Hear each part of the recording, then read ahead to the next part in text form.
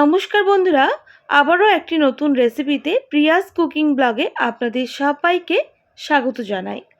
আজকে আমি সম্পূর্ণ নিরামিষ সয়াবিন দিয়ে একটি দুর্দান্ত রেসিপি শেয়ার করব। আপনারা অবশ্যই দেখতে থাকুন, আশা করছি আপনাদের ভালো লাগবে। তো আমি এখানে সয়াবিনের রেসিপি বানানোর জন্য একদম ছোট ছোট দানা সয়াবিন নিয়েছি।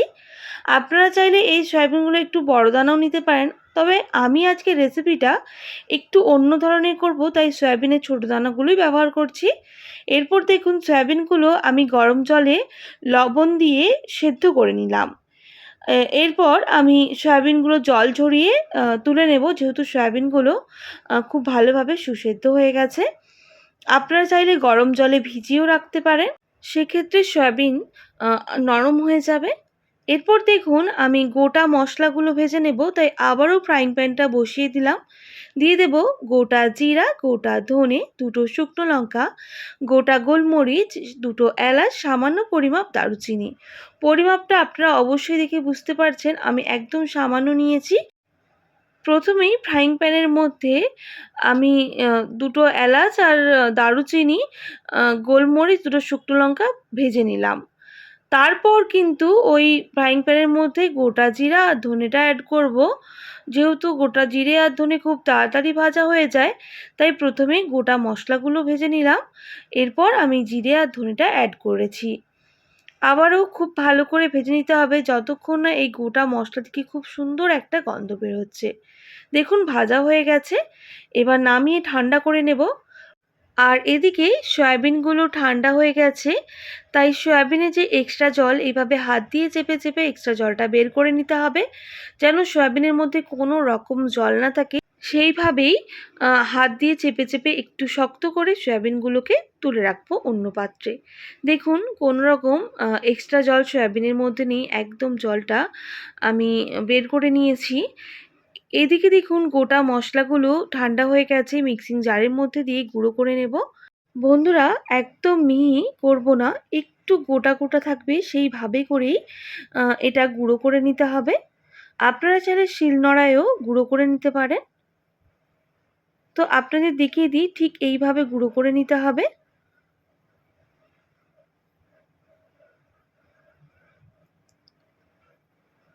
আবারও ফ্রাইং প্যানটা বসিয়ে সরষের তেল গরম করতে বসিয়ে দিয়েছি। আমি এখানে একদম অল্প সরষের তেলের ব্যবহার করেছি। এরপর সয়াবিনগুলো দিয়ে দিতে হবে। আর সয়াবিনগুলো গ্যাসের ফ্লেমটা লো টু মিডিয়ামে রেখে বেশ লাল লাল করে ভেজে নেব।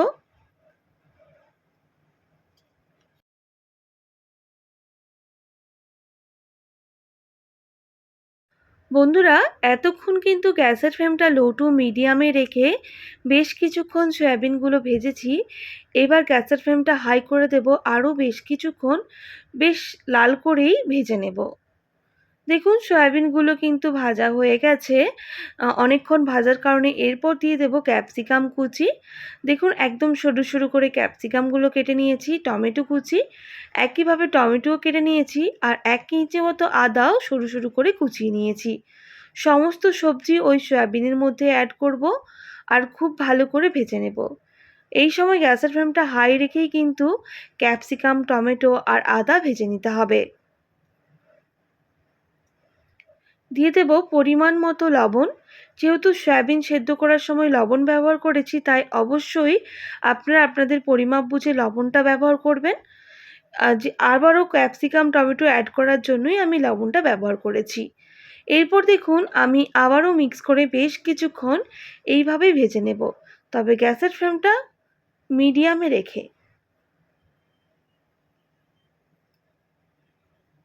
তো বন্ধুরা, বেশ কিছুক্ষণ দেখুন ক্যাপসিকাম, টমেটো, আদা আর সয়াবিন ভেজে নিয়েছি।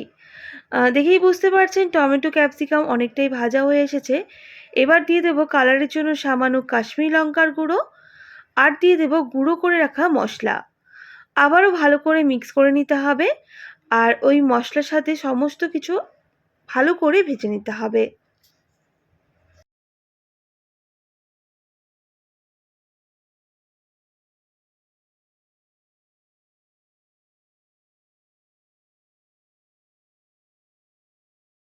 বেশ কিছুক্ষণ সময় নিয়ে সব কিছুই ভেজে নিয়েছি।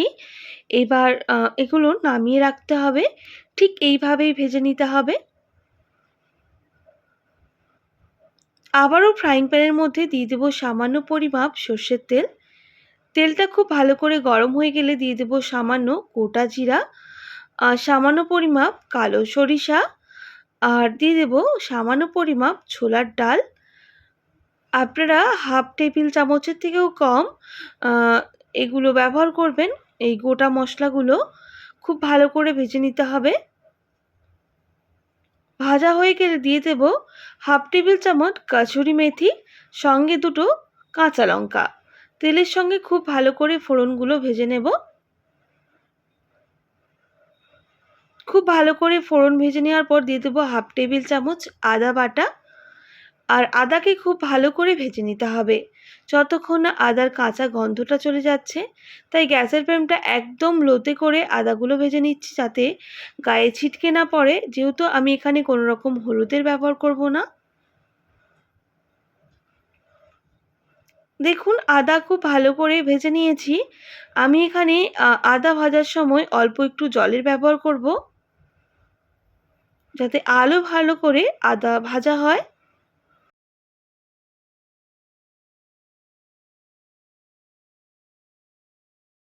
ওইদিকে আদা ভাজা হতে থাক, আমি এদিকে একটা বড় পাত্র নিয়ে নেব। আর ওই পাত্রের মধ্যে দিয়ে দেব হাফ বাটি মতো টক দই।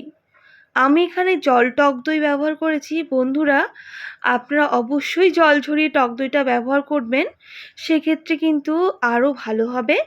সঙ্গে দুটো কাজুও ব্যবহার করতে পারেন। আমার কাছে কাজুটা ছিল না, তাই কাজুটা স্কিপ করে গেছি।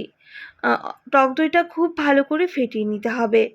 আর ফেটিয়ে নেওয়ার পর দেখুন এদিকে আদা কিন্তু খুব ভালো করে ভাজা হয়ে গেছে, আর টক দই ব্যবহার করেছি। যেহেতু জল দেওয়া টক দই ব্যবহার করেছি বন্ধুরা, তাই টক দইটা একটু ফেটে গেছে। আপনারা অবশ্যই ব্যবহার করবেন জল ঝরানো টক দই, সেক্ষেত্রে রান্নার আরও সুন্দর হবে। আর মানে দইটা ফেটে যাবে না।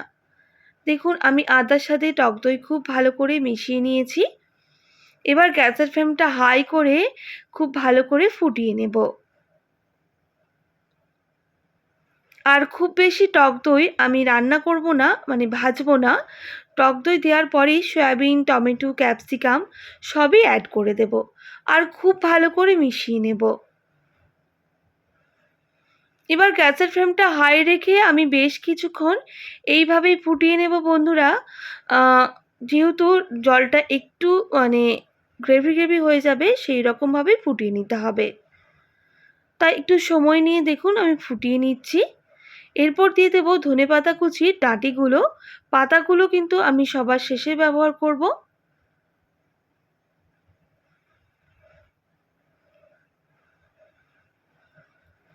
সয়াবিন দেওয়ার পর প্রায় 1 থেকে 2 মিনিট ফুটিয়ে নিয়েছি। এরপর সেই গুঁড়ো করে রাখা গরম মশলা দিয়ে দিচ্ছি। আর আমি এখানে 2 টেবিল চামচের মতো ব্যবহার করেছি। আর খুব ভালো করে দেখুন আবারও মিক্স করে নিচ্ছি। তবে গ্যাসের ফ্লেমটা হাই রেখেই আমি রান্নাটা করে নিচ্ছি বন্ধুরা। এইভাবে যদি আপনারা একবার সয়াবিন বানান, কথা দিচ্ছি রুটি দিয়ে খেতে কিন্তু দুর্দান্ত লাগে।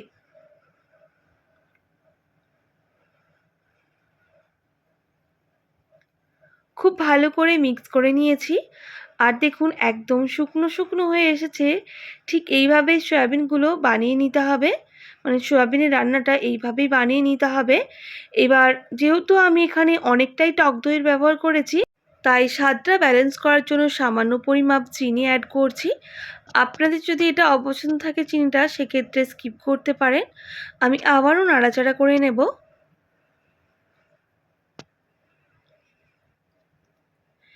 সব শেষে আমি এখানে দিয়ে দেব ফেটিয়ে রাখা ফ্রেশ ক্রিম। আপনারা চাইলে ফেস ক্রিমটা অবশ্যই স্কিপ করতে পারেন, তবে ফেস ক্রিম দিলে এর কিন্তু স্বাদ আরও দুর্দান্ত লাগে। তাই আমি এখানে 2 টেবিল চামচের মতো ফেস ক্রিমের ব্যবহার করেছি।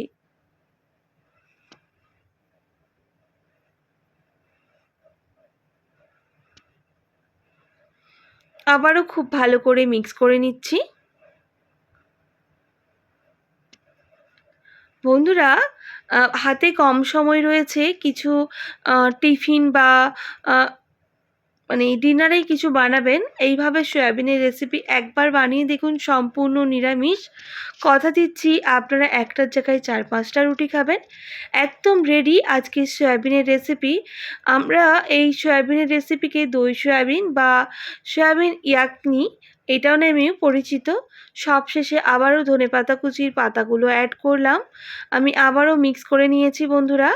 একদম রেডি আজকের সয়াবিনের রেসিপি।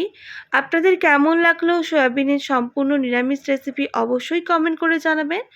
এবার গরম গরম পরিবেশন করব। আশা করছি আজকে নতুন স্বাদের সম্পূর্ণ নিরামিষ সয়াবিনের রেসিপি আপনাদের ভালো লেগেছে। ভালো লেগে থাকলে অবশ্যই একটি like, comment, share and subscribe করে দেবেন। পাশে থাকা বেল আইকনটিও প্রেস করে দেবেন। তাহলে নিত্য নতুন রান্নার ভিডিওগুলি আপনাদের কাছে পৌঁছবে। আজকের মতো এতটাই। আবার নতুন কোনো রেসিপি নিয়ে আপনাদের সঙ্গে দেখা হবে। আপনারা ভালো থাকবেন, সুস্থ থাকবেন। আর এতক্ষণ আমার সঙ্গে থাকার জন্য আপনাদের সবাইকে অনেক ধন্যবাদ।